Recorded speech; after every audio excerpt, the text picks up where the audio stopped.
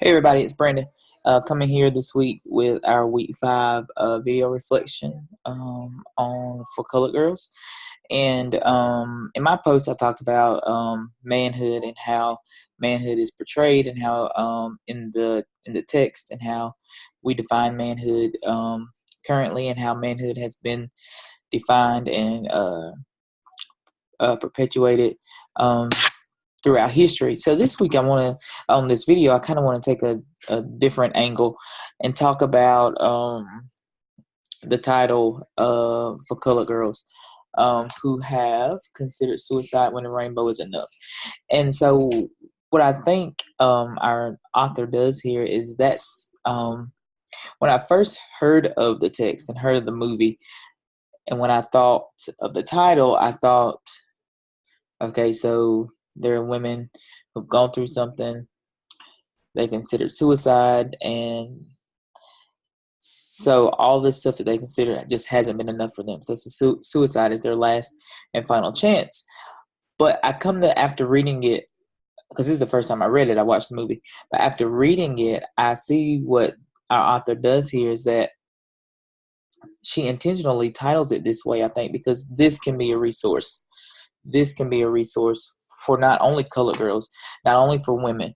but for people in society in general, and how there is so much hope and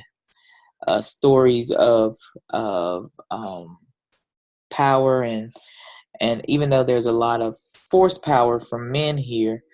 onto the women, there's still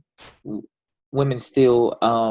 embody power and tap into their own personal power, which has been a theme throughout our course, is the idea of power, the idea of strength and voice, and how we can harness our own individual power, our own individual voice, um, to create a new destiny for us. And even though I think what Shane does here, she writes this specifically for Black women,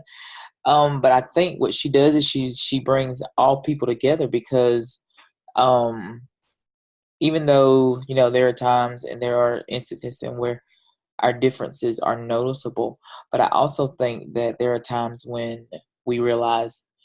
we're all similar and we share similar stories, similar backgrounds. Although they're not the same, they're similar, and I think this text embodies that, and Shang has done that um, in this text in a very powerful way. And so I think it all turns back to the idea of love, and how love